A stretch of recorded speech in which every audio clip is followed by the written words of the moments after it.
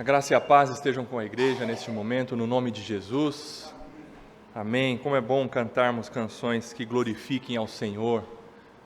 Louva a Deus por cantarmos canções aqui nessa igreja que exaltem a Jesus Cristo, que de fato nos centram naquilo que é fundamental, que é o Deus soberano. Glória a Deus, glória a Deus. Igreja, hoje, com a permissão do Senhor, nós iremos iniciar mais uma série de pregações expositivas baseadas num livro da Bíblia, e hoje iniciaremos o estudo do livro de Jonas. Um livro belíssimo, um livro fantástico, não que os outros não sejam, mas vocês vão perceber a partir do estudo, a partir de nós vermos e revermos os detalhes desses 48 versículos nos 4 capítulos do livro de Jonas, vocês vão ver um conteúdo riquíssimo que, não tenho dúvida, que irá preencher o nosso coração e irá nos centrar para vivermos uma vida que glorifique ao Senhor. Hoje eu me proponho a apresentar à igreja alguns pontos introdutórios, mas antes de nós vermos o que nós iremos estudar nesta manhã, eu peço a você que abra no livro do profeta Jonas. Vai lá, se a página da sua Bíblia estiver grudadinha, a partir de agora ela vai começar a se soltar uma da outra, lá do livro do profeta Jonas. Vá lá, por favor, Jonas, e hoje eu lanço um desafio para a igreja. Nós vamos fazer a leitura de um livro inteiro. Se você já leu, por exemplo, Filemão inteiro, 3 João inteiro, agora nós vamos ler Jonas inteiro. Tito, um pouco pequeno também, né, Suriel? Hoje nós vamos ler Jonas, tá bom? 48 versículos nesses 4 capítulos. Abra lá Jonas e acompanhe a leitura comigo com muita atenção. Vamos lá? A palavra do Senhor veio a Jonas, filho de Amitai, dizendo: levante-se, vá à grande cidade de Nínive e pregue contra ela, porque a sua maldade subiu até a minha presença. Jonas se levantou, mas para fugir da presença do Senhor, para Tarsis. Desceu a Jope e encontrou um navio que ia para Tarsis. Pagou a passagem e embarcou no navio para ir com eles para Tarsis, para longe da presença do Senhor. Mas o Senhor lançou sobre o mar um forte vento e levantou-se uma tempestade tão violenta que parecia que o navio estava a ponto de se despedaçar. Então os marinheiros ficaram com medo e clamavam cada um ao seu Deus. Lançaram no mar a carga que estava no navio para que ele ficasse mais leve. Jonas, porém, havia descido ao porão do navio. Ali havia se deitado e dormia profundamente. O capitão do navio se aproximou de Jonas e lhe disse: o que está acontecendo com você, agarrado no sono? Levante-se, invoque o seu Deus. Talvez assim esse Deus se lembre de nós para que não pereçamos. Os marinheiros diziam uns aos outros: vamos lançar sortes para descobrir quem é o culpado desse mal que caiu sobre nós. Lançaram sortes e a sorte caiu sobre Jonas. Então lhe disseram: agora nos diga, quem é o culpado por este mal que nos aconteceu? Qual é a sua ocupação? De onde você vem? Qual é a sua terra? E de que povo você é? Jonas respondeu: eu sou o hebreu e temo o Senhor, o Deus do céu, que fez o mar e a terra. Então os homens ficaram com muito medo e lhe perguntaram: o que é isso que você fez? Pois aqueles homens sabiam que Jonas estava fugindo da presença do Senhor, porque ele lhes havia contado. Então lhe perguntaram: o que devemos fazer com você para que o mar se acalme? Disseram isto porque o mar ia se tornando cada vez mais tempestuoso. Jonas respondeu: peguem-me e me lancem no mar, então o mar ficará calmo. Porque eu sei que por minha causa esta grande tempestade caiu sobre vocês. Em vez disso, os homens remavam, esforçando-se por alcançar a terra, mas não podiam, porque o mar ia se tornando cada vez mais tempestuoso contra eles. Então clamaram ao Senhor e disseram: ah, Senhor, rogamos-te que não nos deixes perecer por causa da vida deste homem, e não faças cair sobre nós este sangue inocente, porque tu, Senhor, fizeste o que foi do teu agrado. Em seguida os marinheiros pegaram Jonas e o lançaram no mar, e a fúria do mar se acalmou. Então esses homens temeram muito o Senhor, ofereceram sacrifícios ao Senhor e fizeram votos. O Senhor ordenou que um grande peixe engolisse Jonas, e Jonas esteve 3 dias e 3 noites no ventre do peixe. Capítulo 2. Então Jonas do ventre do peixe orou ao Senhor seu Deus e disse: na minha angústia clamei ao Senhor e ele me respondeu. Do ventre do abismo gritei e tu ouviste a minha voz. Pois me lançaste nas profundezas, no coração dos mares, e a corrente das águas me cercou. Todas as tuas ondas e as tuas vagas passaram sobre mim. Então eu disse: estou excluído da presença do Senhor. Será que tornarei a ver o teu santo templo? As águas me cercaram até a alma, o abismo me rodeou, e as algas se enrolaram na minha cabeça. Desci até os fundamentos dos montes, desci até a terra, cujos ferrolhos se fecharam atrás de mim para sempre. Tu, porém, fizeste a minha vida subir da sepultura, ó Senhor meu Deus. Quando dentro de mim desfalecia a minha alma, eu me lembrei do Senhor, e subiu a ti a minha oração no teu santo templo. Os que adoram ídolos vãos abandonam aquele que lhes é misericordioso. Mas com a voz do agradecimento, eu te oferecerei sacrifício. O que prometi, cumprirei. Ao Senhor pertence a salvação. E o Senhor falou ao peixe, e este vomitou Jonas na terra. Capítulo 3. A palavra do Senhor veio a Jonas pela segunda vez, dizendo: levante-se, vá à grande cidade de Nínive e pregue contra ela a mensagem que eu lhe darei. Jonas se levantou e foi a Nínive, segundo a palavra do Senhor. Ora, Nínive era uma cidade muito importante diante de Deus. Eram necessários 3 dias para percorrê-la. Jonas começou a percorrer a cidade caminho de um dia e pregava, dizendo: ainda há 40 dias e Nínive será destruída. Os ninivitas creram em Deus, proclamaram um jejum e vestiram roupa feita de pano de saco, desde o maior até o menor. Quando essa notícia chegou ao rei de Nínive, ele se levantou do seu trono, tirou os trajes reais, cobriu-se de pano de saco e sentou-se sobre cinzas e mandou proclamar e divulgar em Nínive o seguinte: por mandado do rei e dos seus nobres, ninguém, nem mesmo os animais, bois e ovelhas, pode comer coisa alguma. Não lhes deem pasto, nem deixem que bebam água. Todos devem ser cobertos de pano de saco, tanto as pessoas como os animais. Então clamarão fortemente a Deus e se converterão, cada um do seu mau caminho e da violência que há nas suas mãos. Quem sabe? Talvez Deus se volte e mude de ideia, e então se afaste do furor da sua ira, para que não pereçamos. Deus viu o que fizeram, como se converteram do seu mau caminho. E Deus mudou de ideia quanto ao mal que tinha dito que lhes faria, e não o fez. Capítulo 4. Mas Jonas ficou muito aborrecido e com raiva. Ele orou ao Senhor e disse: Senhor, não foi isso que eu disse estando ainda na minha terra? Por isso me adiantei fugindo para Tarsis, pois sabia que tu és Deus bondoso e compassivo, tardio em irar-se e grande em misericórdia, e que mudas de ideia quanto ao mal que anunciaste.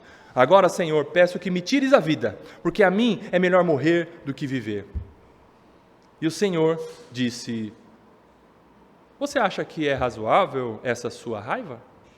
Então Jonas saiu da cidade e sentou-se num lugar a leste da mesma.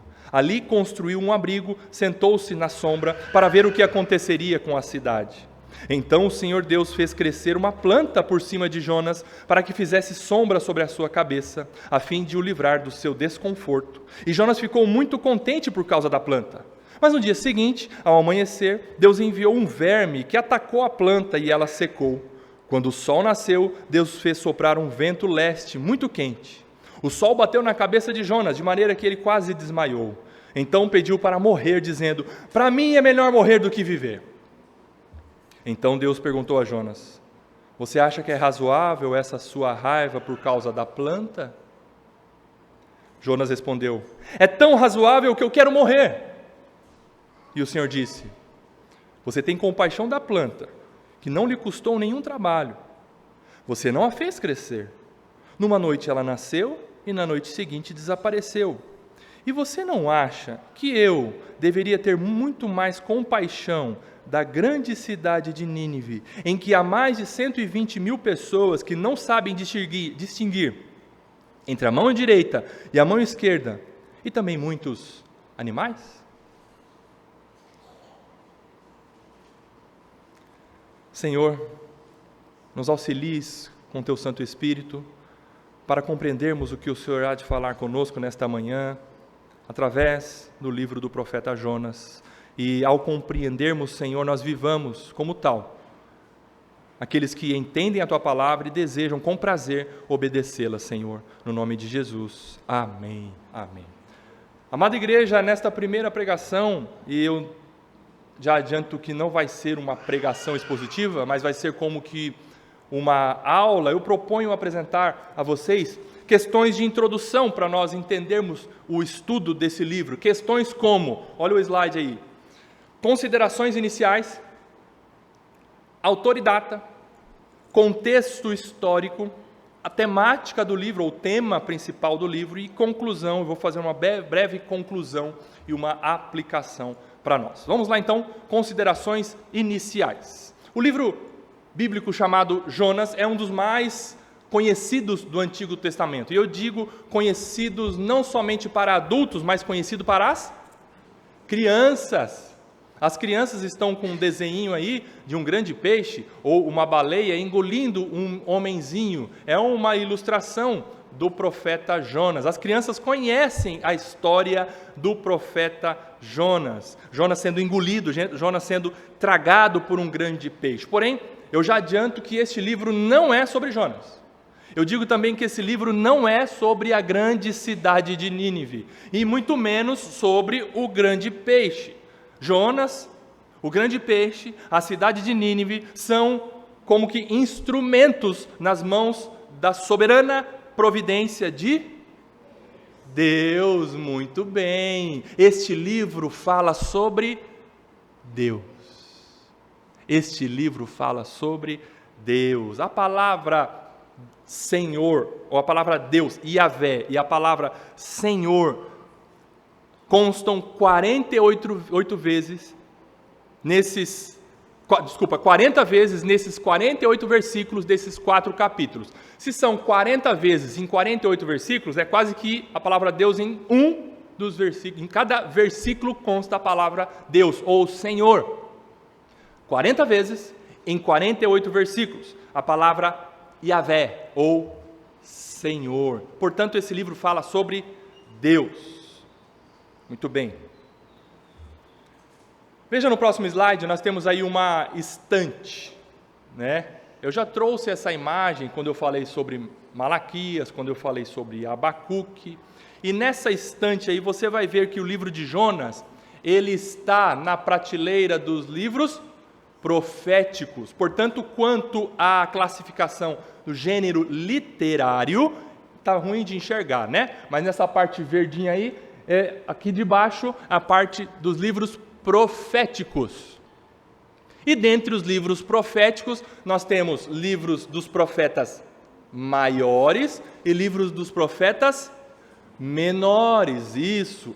Os livros dos profetas maiores são 5, apesar de haverem 4 profetas maiores. 4 profetas maiores: Isaías, Jeremias, Ezequiel e Daniel. Mas por que 5 livros? Temos o livro do profeta Isaías, Jeremias, Daniel e Ezequiel, mas nós temos também o livro das Lamentações de Jeremias, isso na parte dos profetas maiores. Agora, dos profetas menores, nós temos 12, e dentre os 12 há o livro do profeta Jonas, profeta menor. Mas por que profeta menor? Porque ele era baixinho? Não. Nós já vimos, e eu repito, a classificação de profetas menores é pela quantidade de conteúdo escrito. Os livros dos profetas menores são bem mais reduzidos do que os livros dos profetas maiores. Você pega Isaías, por exemplo, tem mais de 55 capítulos, 60 capítulos, né? Os livros dos profetas menores há uma escrita mais condensada, mais enxuta. Jonas é um dos profetas menores. Por que profeta? E o que era profeta? Profeta era uma pessoa comum, tanto homem, e houve também algumas mulheres profetisas com uma missão extraordinária: falar de Deus, falar em nome de Deus. Mas antes do profeta falar em nome de Deus, ele ouvia de Deus a mensagem. Mas como que o profeta recebia a mensagem de Deus? Através de palavras. Deus falava pelas ondas sonoras físicas e o profeta ouvia a voz de Deus, Deus falando audivelmente com o profeta, isso de forma sobrenatural. Mas o profeta também recebia a mensagem do Senhor através de visões, através de imagens sobrenaturais, metafísicas ou visões naturais, visões físicas. E ao receber a mensagem de Deus, as palavras do Senhor, o conteúdo da profecia era tão pesado para o profeta que ele só se sentia aliviado, eu diria, após entregar a mensagem para os seus destinatários. E não é para menos, porque ele era o condutor, o profeta era o transmissor, era, como a palavra no original indica, o profeta era a boca de Deus para o povo. Por isso o profeta precisava ser fiel à mensagem transmitida, fiel àquele que confiou a ele a mensagem. Olha a responsabilidade dos profetas levantados por Deus nas Escrituras. Jonas era um deles, profeta. No próximo slide, nós vamos fazer algumas perguntas. Primeira, Jonas foi um homem que existiu realmente? O que está registrado aqui no livro que nós acabamos de ler, nós lemos os 4 capítulos, o que aconteceu aqui, de fato é real ou é inventado? É um mito, é uma fábula ou é um fato histórico, ou são fatos históricos? Nós já ouvimos muito sobre isso. O livro de Jonas é um mito. O livro de Jonas é uma fábula para ensinar, que teve por objetivo ensinar à nação de Israel alguma questão teológica. Ou o livro de Jonas, sim, é um livro histórico que contém um resumo ou a escrita de acontecimentos que de fato foram reais. Eu preciso trazer para você que há um grupo de teólogos modernos, eu diria, e mais voltados para uma corrente liberal. Eles afirmam que Jonas é uma novela teológica, é uma lenda, é um registro de uma fábula criada para instruir Israel em questões morais e espirituais. E que Jonas, a pessoa Jonas, era uma personificação de Israel. Assim como, por exemplo, o tio Sam é a personificação dos Estados Unidos. Você conhece o tio Sam? É aquele senhor com um chapelão que é da bandeira dos Estados Unidos. É a personificação dos Estados Unidos. Então, alguns teólogos advogam essa corrente de que Jonas não existiu, mas ele personificava a nação de Israel. Esses teólogos liberais, de corrente teológica liberal, defendem esta posição, mas eu quero dizer para você, tem gente que está fazendo assim, mas não, calma aí, não é isso que nós acreditamos. Nós acreditamos que, como outros teólogos ortodoxos, outros teólogos confiáveis, sobre os quais nós nos baseamos, eles dizem que o que consta do livro de Jonas são relatos históricos reais, ainda que miraculosos. No livro de Jonas, há fatos que realmente aconteceram. Por quê? Se nós adotarmos o entendimento de que o conteúdo do livro de Jonas é uma fábula, é uma história inventada, nós teremos problemas não com Jonas, nós teremos problemas não com o grande peixe, nós teremos problemas com Deus.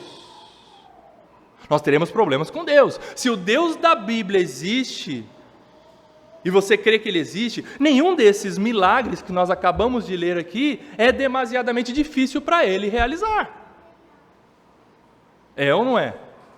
Sim, Deus é todo-poderoso e ele com certeza realizou esses milagres que nós acabamos de ler no livro do profeta Jonas. E daqui a pouco nós vamos relatar ao menos 10 milagres que nós encontramos no livro do profeta Jonas. Nós temos que fazer 2 perguntas com relação a isso, para nós entendermos bem e ficarmos com a nossa alma descansada de que, de fato, o livro de Jonas é um livro histórico com registros de acontecimentos reais. A primeira pergunta é: seria possível esses milagres acontecerem? Essa pergunta nos conduz a uma resposta no seguinte sentido: seria possível? A resposta: depende. Depende. Agora, a outra pergunta é: seria possível para Deus? A resposta é: sim. Entenderam?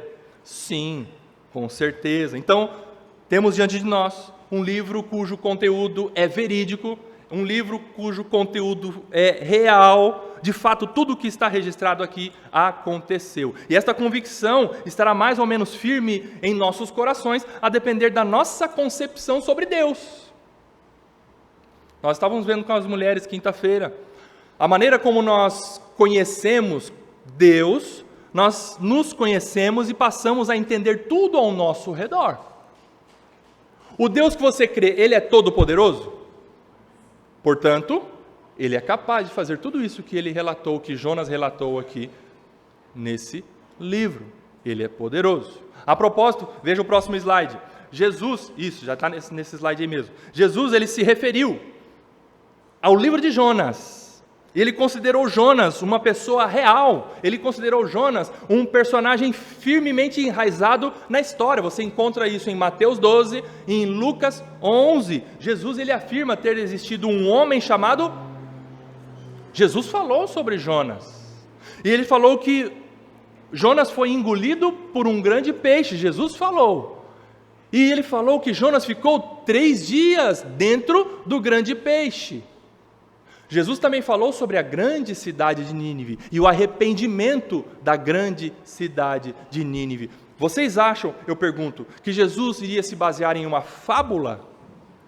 Jesus iria se basear em algo inventado para falar o que ele falou, inclusive para se comparar a Jonas, porque ele se comparou a Jonas? Com certeza não. Portanto, Jonas, sim, existiu e tudo que está aqui registrado aconteceu. Amém? Louvado seja Deus, eu não quero que você saia daqui com dúvida. Amém?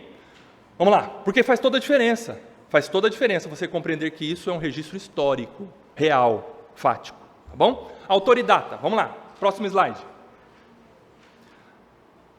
Apesar do livro ser uma narrativa, você não encontra lá no primeiro versículo, eu, Jonas, ele não fala na primeira pessoa. O livro inteiro ele é uma história. É uma narrativa em terceira pessoa. Fulano tal, Jonas tal, paraná, paraná. Apesar disso, há consenso entre os críticos literários que o livro de Jonas foi escrito pelo profeta que dá nome ao livro. Jonas foi escrito pelo profeta Jonas, obviamente posterior aos acontecimentos. Ele relatou tudo isso que aconteceu com o fim de instruir e de, quem sabe, ser, pela escrita dele, uma maneira de Deus disciplinar a nação de Israel, fazendo com que ela se voltasse para Deus e entendesse o mover soberano de Deus. Jonas escreveu a sua própria história em terceira pessoa, e essa história foi como que a voz de Deus, porque ele foi tido como profeta. Essa história foi um direcionamento, foi a palavra de Deus com um fim teológico e espiritual para a nação de Israel.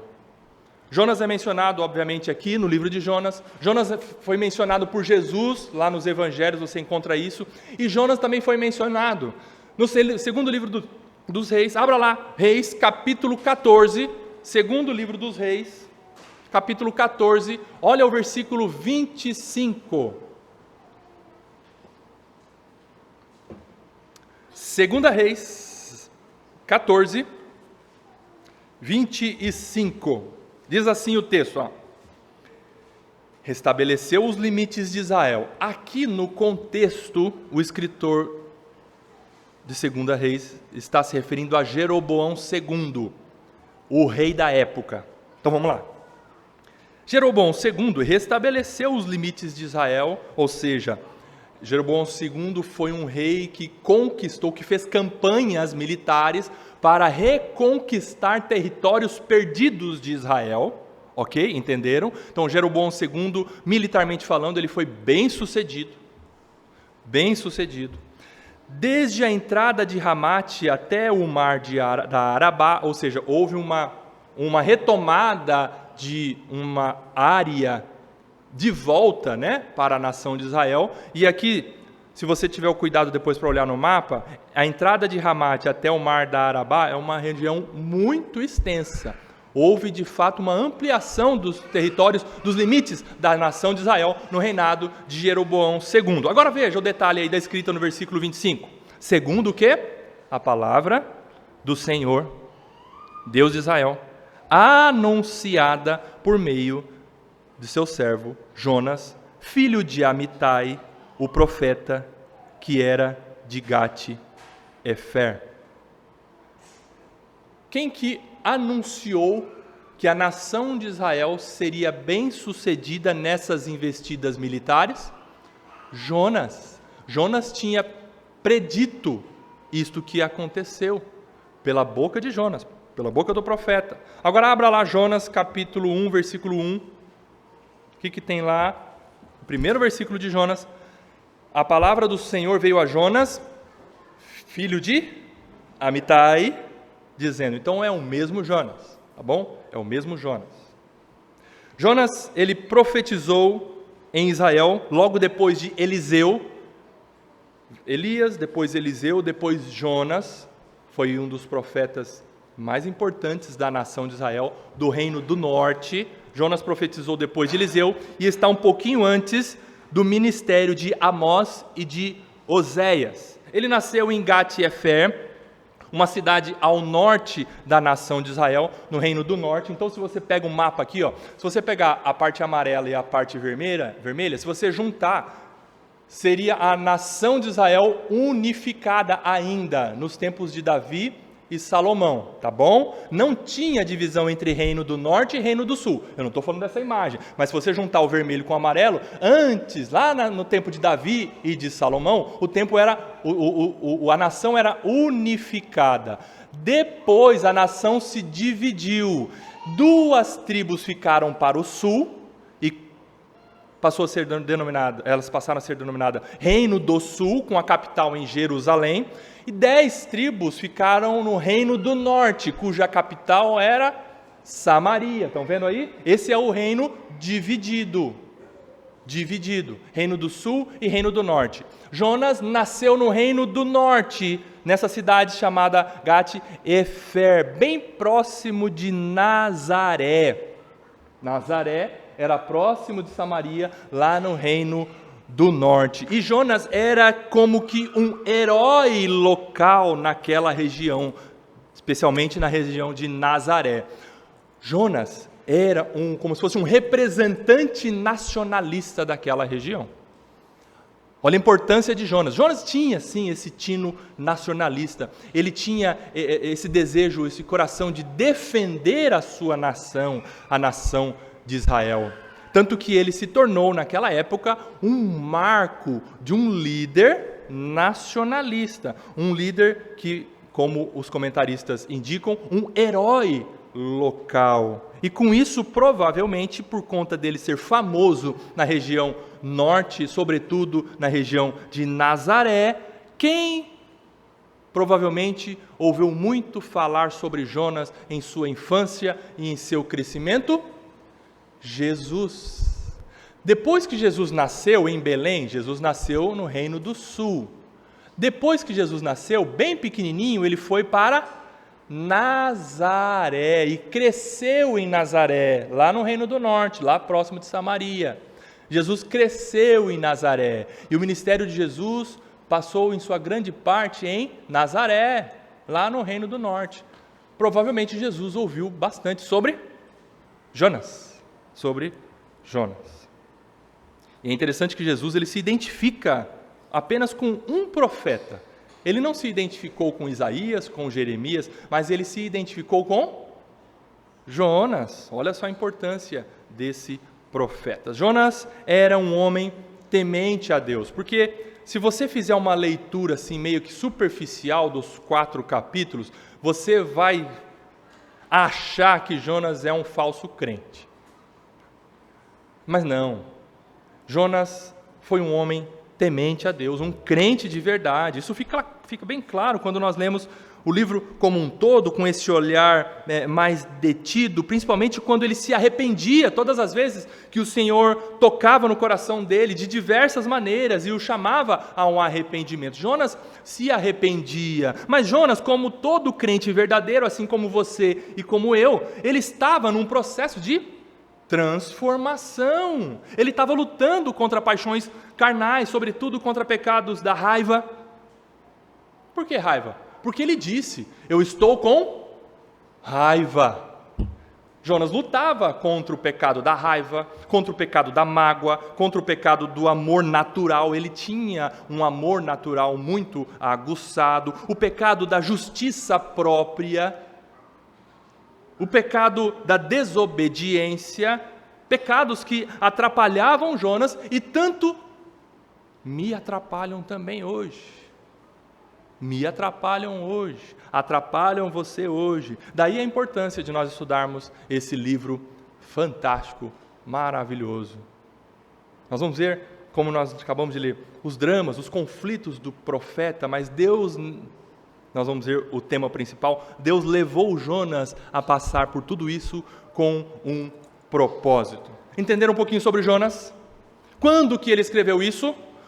No século VIII antes de Cristo, por volta de 780 a 740 antes de Cristo, por volta do século VIII antes de Cristo. Contexto histórico. O que estava acontecendo no mundo naquela época? Isso que nós precisamos entender também, porque isso influencia e influenciou a escrita. Se você pegar, por exemplo, um livro do Novo Testamento, como nós vimos em Filipenses, vamos pegar, que está bem fresco, bem recente em nossa cabeça. A escrita aos Filipenses, quando Paulo escreveu aos Filipenses, houve sim, de certa forma, uma influência na escrita com relação ao que estava acontecendo no mundo daquela época. Então, nós precisamos entender o que levou o autor, qual foi a intenção do autor ao escrever determinado livro, considerando o contexto histórico do momento. Portanto, vamos lá, o reino do norte da nação de Israel desfrutava nesse período aqui que Jonas viveu e escreveu esse livro, o reino do norte desfrutava de relativa paz, crescimento e prosperidade. Paz, crescimento e prosperidade. Diferente do que nós vimos quando Abacuque escreveu o livro que leva o seu nome. Abacuque escreveu quando a nação de Israel estava passando por um momento de muita miséria, muita tristeza, perseguição e cativeiro. Aqui não, nesse momento, como nós vimos, na época do reinado de Jeroboão II, a nação de Israel estava prosperando. O reino do norte voltou a crescer e se fortalecer economicamente. Inclusive, alguns comentaristas dizem que no governo de Jeroboão II, a economia, a prosperidade, a força militar estava quase próxima ao período de Davi e Salomão. Porque, óbvio, o momento mais próspero da nação de Israel foi no reinado de Davi, o rei Davi. Tá? Nessa época de Jeroboão II, estava quase próxima disso. A nação estava bem economicamente, estava em paz, estava inclusive conseguindo repelir os seus inimigos que tentavam tomar territórios. A nação estava forte economicamente. Mas enquanto a nação de Israel se fortalecia economicamente, por outro lado, o compromisso espiritual com Deus se enfraquecia. E parece que isso realmente acontece muitas vezes nas nossas vidas, né? Quando as coisas não estão bem, você ora mais ou menos? Mais. Quando as coisas não estão bem, você ora mais. Agora, quando as coisas estão bem, convenhamos, você ora menos. A nação de Israel estava bem economicamente, Deus estava fazendo a nação prosperar. O que eles fizeram? afrouxaram com relação ao culto. Houve nesse momento o retorno intensificado à adoração a Baal. Houve ali uma deturpação do culto, houve ali uma corrupção religiosa e moral na nação de Israel. E nesse tempo, agora vamos chegar ao ponto dos inimigos, ou do principal inimigo, pelo menos para Jonas. Nesse tempo, a Assíria, atualmente o Iraque, onde é o país Iraque hoje, era a Assíria, ou o centro de poder da Assíria é onde é o Iraque hoje. A Assíria é uma nação gentia, não é uma nação de Israel, obviamente. Então, o que é gentil? É todo aquele que não é judeu. Isso, todo aquele que não é judeu. Então, é uma nação gentia, e a Assíria estava se consolidando como um império, uma nação poderosa que estava dominando o mundo naquela época. E a capital da Assíria, dessa nação inimiga e superpoderosa, a capital era a cidade de Nínive. Muito bem. E os assírios, eles expandiram o seu território utilizando-se de muita crueldade e terror. Era uma nação que, historicamente falando, ou quem sabe se você olhar para a história da humanidade, foi uma das nações mais brutais, cruéis. Por quê? Uma das práticas inventadas pelos assírios, prática de tortura, foi o empalamento. Alguém já ouviu falar sobre o empalamento? O empalamento, eles faziam o quê? Eles pegavam um bastão de madeira, fincavam no chão esse bastão de madeira, eles afinavam a outra extremidade, faziam com que a extremidade desse bastão ficasse com uma ponta, ficasse pontiagudo, e eles os assírios, colocavam os seus inimigos de guerra capturados sobre esse bastão, de baixo para cima, para eles morrerem lentamente. Entenderam o que eles faziam? Os assírios inventaram essa prática de tortura. Eles eram cruéis. Milhares de pessoas foram mortas dessa forma. Então, nessa conjuntura, perceba, olha só, para nós entendermos a escrita de Jonas. Israel estava forte economicamente falando, estava fraca espiritualmente falando, e a Assíria estava se levantando como um império mundial. Deus usaria a Assíria para ser uma vara de correção contra o reino do norte, porque o reino do norte estava se desviando dos caminhos do Senhor. Uma nação inimiga estava, quem sabe, sendo usada por Deus para atacar Israel. E Jonas, sabendo da fama dos assírios, não foi por menos que Jonas se negou a ir pregar em Nínive. Na cabeça de Jonas, no primeiro momento, passou o seguinte: como que eu vou pregar arrependimento para os inimigos tão cruéis, para aquela cidade, e eu sei que Deus vai fazer eles se arrependerem? Eu não quero que eles se arrependam. Eu não quero que eles sejam salvos, eles são maus. Quero proteger a minha nação. Eu disse agora há pouco que ele tinha um aguçado senso nacionalista. Por que eu vou orar, eu vou pregar para Nínive, e eu sei que Deus vai fazer eles se converter? Porque Deus é misericordioso, compassivo. Então eu não vou. Não, eu vou ficar do lado de cá, eu vou proteger a minha nação. Israel já estava com uma certa aversão à Assíria por tudo isso que nós vimos, e isso encheu o coração de Jonas de justiça própria, amor natural, desobediência, raiva, ira, mágoa e tudo mais. Isso tudo foi o trabalhar de Deus, não somente para a vida de Jonas, mas também para a nação de Israel e também para os ninivitas. E nós vamos ver como foi o trabalhar de Deus em tudo isso. Jonas não queria que os ninivitas se arrependessem e se convertessem ao Senhor. Amém? Nós vamos ver com detalhes como isso aconteceu. Próximo ponto agora da pregação de hoje é temática. Qual é o tema do livro de Jonas? E a gente pode dizer que o tema principal, ou o tema central, como se fosse uma coluna cervical do livro de Jonas, é o tema Deus é soberano. Anote aí. O tema principal, a temática, a coluna cervical. O tema é: Deus é soberano. Nada foge do controle absoluto de Deus. E eu peguei emprestado um conteúdo do saudoso pastor MacArthur. Ele escreveu, comentando sobre o livro de Jonas, o seguinte, presta atenção no ensinamento do pastor John MacArthur. O livro de Jonas revela o governo soberano de Deus sobre toda a humanidade e a criação, que veio a existir por meio dele e atende a todas as suas ordens. A todas as suas ordens. E você vai ver comigo que ao menos 10 milagres registrados aqui no livro de Jonas mostram a soberana providência e direção e decreto de Deus sobre vários pontos. Nós vamos ver daqui a pouco o que a gente pode esmiuçar com relação à soberania de Deus. Mas ao menos 10 milagres eu coloquei aqui para você ver comigo, e quem sabe nós vamos com detalhes estudar como aconteceu. Primeiro, Deus envia um vento forte que provoca uma tempestade no mar. Quem enviou o vento forte que fez com que aquele navio, onde estava Jonas, viesse a quase naufragar?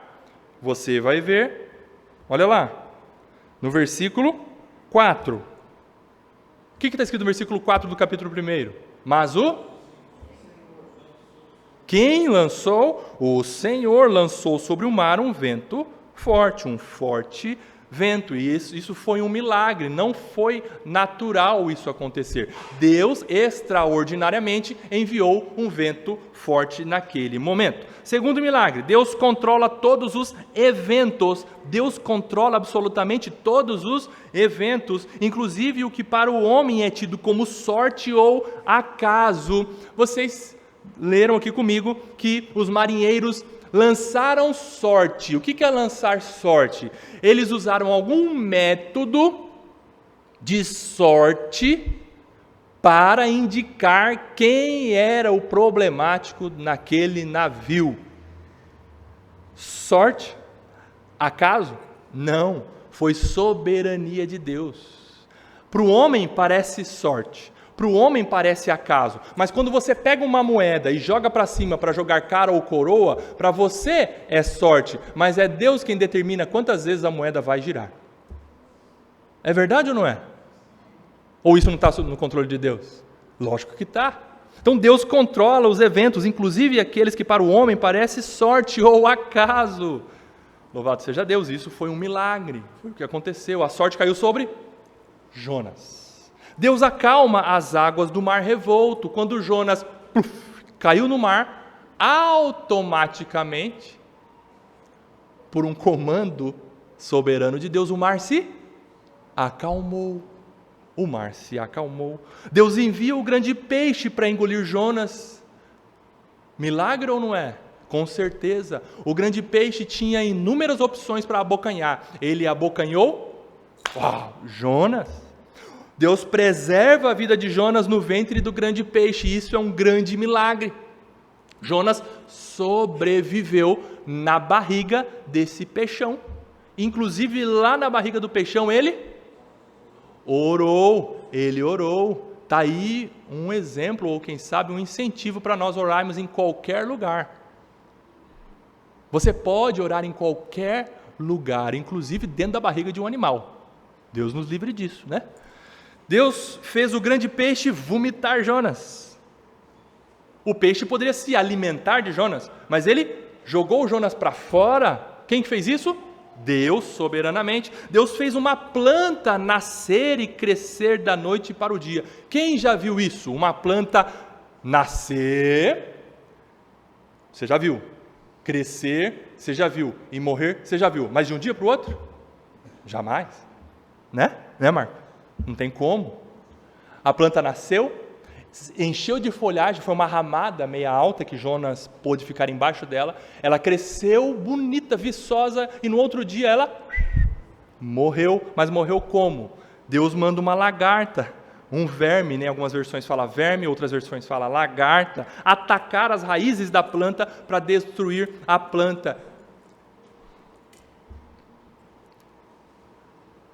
A lagarta foi um ser usado por Deus soberanamente. Soberanamente. Deus está no controle de todos os eventos que você possa imaginar. Deus, ele envia um vento desértico muito forte, muito quente, naquele momento em que Jonas estava debaixo do sol, a árvore não estava mais lá, e o sol queimando a cabeça dele, e além do sol queimar a cabeça dele, Deus sopra um vento forte. Você já sentiu um vento forte? Às vezes já aconteceu de você estar ali no centro da cidade, numa rua muito quente, de repente vê uma brisa quente do asfalto, né? Naquele momento em que Jonas já estava chateado, com raiva, aborrecido, no sol, de repente vem um vento quente soprando do deserto e esquentou mais ainda a cabeça quente de Jonas. E para mim um dos maiores, e quem sabe o maior milagre relatado aqui no livro do profeta Jonas, Deus produz regeneração, conversão, fé e arrependimento em quem Ele quer. Ou você acha que a sua salvação não foi um milagre? É o maior de todos os milagres. Quando Deus salva uma pessoa, é um tremendo de um milagre. Por isso que os céus se alegram quando um pecador se arrepende. É um milagre fantástico da parte de Deus, na sua e na minha vida. E foi o que aconteceu. Deus salvou uma cidade. Deus regenerou pessoas de uma cidade. Isso soberanamente. Logo, o tema principal então deste livro é a soberania absoluta de Deus. Como? Agora vamos ver lá, o próximo slide. Soberania de Deus, ou Deus é soberano sobre a criação. Deus é soberano sobre toda a criação, a natureza está subordinada a Deus, o mar, os peixes, as plantas, as lagartas, as baratas, fala baixo, os ratos, as araras, o vírus, Covid, tudo está debaixo da soberania absoluta de Deus. Se alguém, quem sabe, vier debochar de você, falando assim, você acredita nessa história de um peixe grande engolir uma pessoa, você vai dizer, claro que eu acredito, e eu acredito ainda mais, eu acredito numa larva, num verme obediente, obedeceu a Deus. Aliás, no livro de Jonas, o vento obedece a Deus, o mar obedece a Deus, a planta obedece a Deus, os ímpios obedecem a Deus, mas só o crente não obedece a Deus. É mole? O verme obedece a Deus. Nós vamos ver isso. Então Deus é soberano sobre a criação. Deus é soberano sobre as nações. Deus, ele exerce a sua autoridade e governo sobre as nações e sobre os seus líderes poderosos. Poderosos para nós, mas nada para Deus. Deus governa, Deus age soberanamente sobre as nações. Deus, a palavra de Deus diz que Ele levanta reis e Ele remove reis. Você acha que hoje Ele não pode levantar líderes, presidentes e derrubar líderes e presidentes? Meus irmãos, Deus, Ele age soberanamente no arranjo mundial entre os povos. O nosso Deus tem o controle absoluto sobre as nações, louvado seja Deus por isso. Deus é soberano sobre os seres humanos. A gente pensa, né, que Deus age somente na igreja, ou naqueles que são crentes, mas Deus age na vida de todos os seres humanos, ímpios e crentes. Provérbios 16:9 diz assim, o coração do ser humano traça o seu caminho, ok? Sim, o coração do ser humano faz planos, traça o seu caminho, mas o Senhor lhe dirige os passos. Só de crente? De jeito nenhum. Deus conduz a vida de todos, conforme o seu propósito soberano.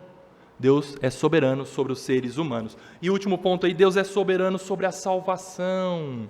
A graça e o amor salvíficos do Senhor estão além da nossa compreensão, além da nossa maneira de tentar entender. Olha para a pessoa que está do seu lado, eu não vou dizer para você dizer Jesus te ama e eu também, mas a pessoa que está do seu lado, sendo crente, foi salva soberanamente por Deus, ou você escolheu, a pessoa que está do meu lado, ainda bem que ela está aqui, porque eu quis que ela estivesse aqui.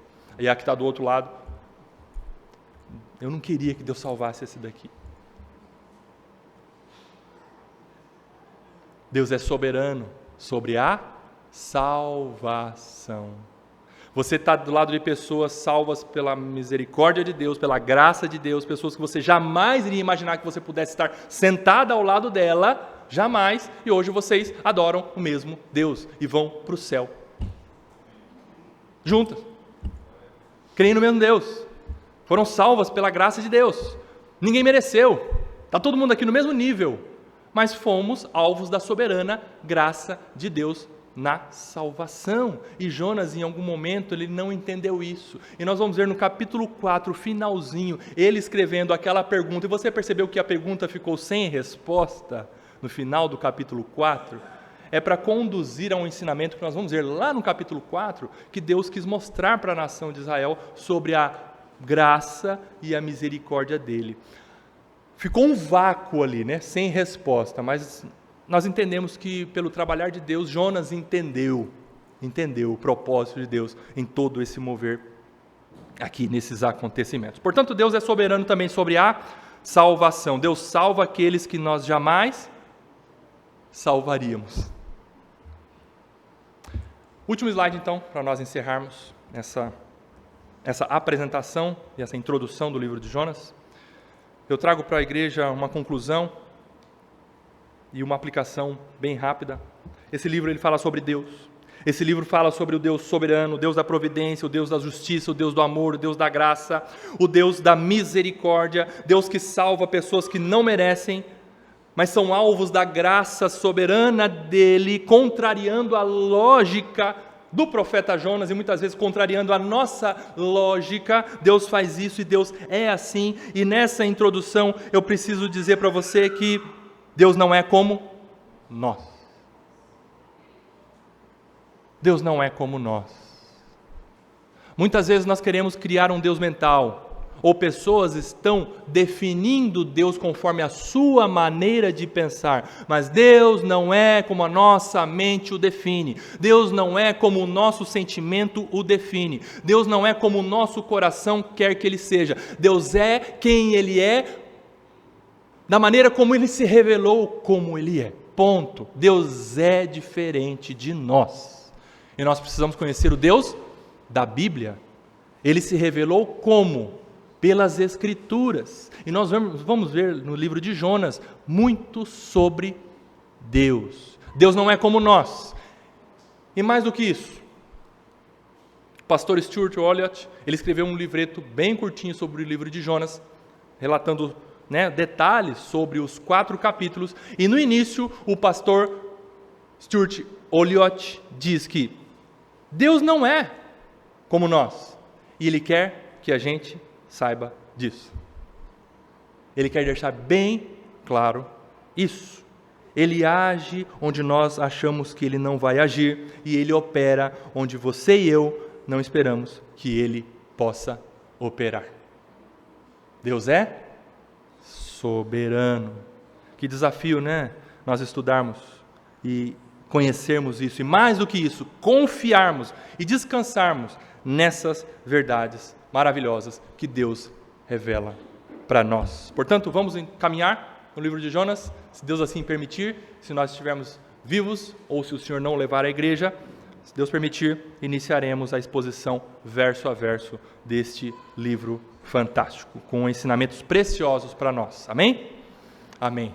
Senhor, obrigado por Tua palavra. Obrigado, Senhor, porque nós temos abundantemente o Teu falar para nós através das Escrituras. Agradecemos, Senhor, porque o Senhor se revelou a nós. Nós não estamos tateando. Quando estamos tateando é porque nós não estamos buscando da fonte correta, que é a Tua palavra, Senhor. Mas agradecemos por Tua misericórdia em se revelar a nós e nos fazer amar a Tua palavra. Aumente em nosso coração o desejo, o prazer de meditarmos nas Escrituras e de conhecermos o Senhor, especialmente através do livro do profeta Jonas. Fale ao meu coração, fale ao coração dos meus amados irmãos e fale à igreja, conduzindo a igreja cristã em Campo Grande nos caminhos do Senhor, pelas instruções do Teu Espírito Santo no livro de Jonas. Assim, oramos com gratidão em nossos corações, no nome de Jesus. Amém. Amém.